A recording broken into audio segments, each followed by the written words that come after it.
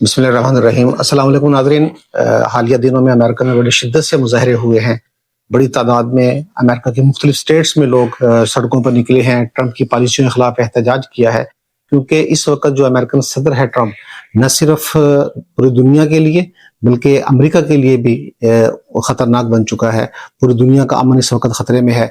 28 فروری کو بلا جواز ایران پر حملہ کیا گیا، ایران کی سیکیورٹی کو تھریٹ کیا، ایران کی جو لیڈرشپ تھی اس کو شہید کیا، اور ابھی مسلسل حملے اس کے جاری ہیں۔ ایک طرف حملے ہو رہے ہیں، دوسری طرف مذاکرات بھی چل رہے ہیں۔ ان پالیسیوں کے خلاف پوری دنیا میں نفرت کا اظہار کیا جا رہا ہے، اور اب پچھلے چند روز سے امریکن کے مختلف سٹیٹس میں شہری جو سڑکوں پر نکلے ہیں اور بھرپور احتجاج کیا ہے۔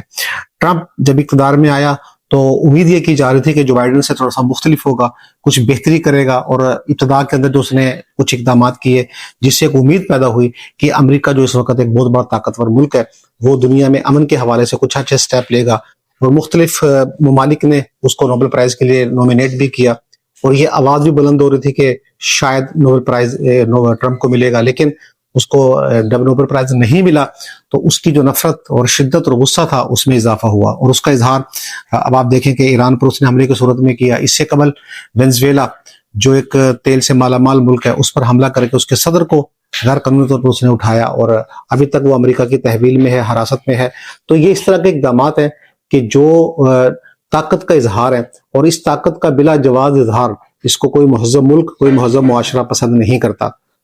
کیونکہ جب آپ بلا جواز طاقت کا اظہار کرتے ہیں تو اس سے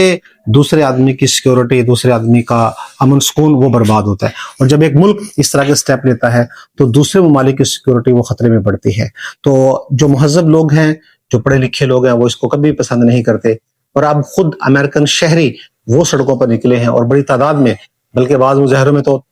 بعض شہروں میں جو مظاہرین تھے وہ لاکھوں کی تعداد میں بھی باہر نکلے ہیں، اور انہوں نے ٹرمپ کی ان پالیسیوں کے خلاف احتجاج کیا ہے، اور اس بات کا اظہار کیا ہے کہ چاہے وہ امریکن شہری ہیں اور ان کا جو صدر ہے وہ یہ اقدامات کر رہا ہے تو وہ اس کو بھی پسند نہیں کرتے۔ یہ ایک اچھا سائن ہے، یہ ایک اچھی علامت ہے، اور ایک یہ پرامن پریشر ہے جو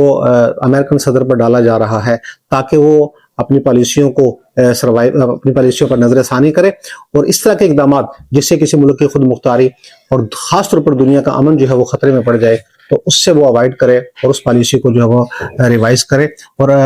اس طرح کے اقدامات جو وہ نہ کرے، کیونکہ یہ جو خطرہ ہے یہ صرف خطے کے ممالک کے لیے نہیں ہے۔ اگرچہ ایران پر حملہ ہے تو ایران اور اس کے قرب و جوار کے ممالک کے لیے خطرہ نہیں ہے، بلکہ پوری دنیا کے لیے خطرہ بن چکا ہے، اور خود امریکن پبلک عوام اس کے لیے بھی خطرہ بن چکا ہے۔ ظاہر سی بات ہے کہ جب کہیں پر آگ لگتی ہے تو صرف وہ محدود جگہ ہی اس سے متاثر نہیں ہوتی، بلکہ ایک بڑا ایریا، بڑا علاقہ اس سے متاثر ہوتا ہے۔ تو اگر مڈل ایسٹ میں آگ لگی ہے تو صرف مڈل ایسٹ متاثر نہیں ہے، بلکہ دور تک اس آگ کی شدت جو وہ جا رہی ہے، اور اس کی تپش کو ممالک محسوس کر رہے ہیں۔ تو امریکن شہریوں کا ٹرمپ کے خلاف یہ مظاہرہ، اور بلکہ اس میں اب شدت آتی جا رہی ہے، تو یہ ایک بہت خوشائند سائن ہے اس حوالے سے کہ پرامن جو ہے پریشر ڈالا جا رہا ہے صدر ٹرمپ پر، اور امید یہ کی جاتی ہے کہ اس کا جو ہے وہ اثر پڑے گا، کیونکہ کچھ وقت کے بعد امریکہ میں مڈ ٹرم الیکشن بھی ہونے جا رہے ہیں، اور اگر صدر ٹرمپ کی یہی پالیسیاں رہی تو ٹرمپ جو ہے وہ الیکشن کے اندر لگ یہ رہا ہے کہ بہت برے طریقے سے شکست کھائے گا، اور اس کی پارٹی کو ناقابل تلافی نقصان پہنچے گا، اور جو آنے والا الیکشن ہے، جب نیا الیکشن ہوگا، صدارتی الیکشن نیکسٹ ٹائم، تو اس میں جو ٹرمپ کی پارٹی ہے اس کو شدید نقصان پہنچے گا۔ تو اس حوالے سے تجزیہ نگار رائے دے رہے ہیں، اور یہ جو مڈ ٹرم الیکشن ہونے جا رہا ہے یہ اس بات کو واضح کر دے گا کہ عوام کتنی نفرت کرتے ہیں ٹرمپ کی پالیسیوں سے، اور اس کا اظہار ابھی وہ احتجاج کے ذریعے کر رہے ہیں، اور پھر بعد میں الیکشن میں وہ اپنے ووٹ کی طاقت کے ذریعے اس کا اظہار کریں گے۔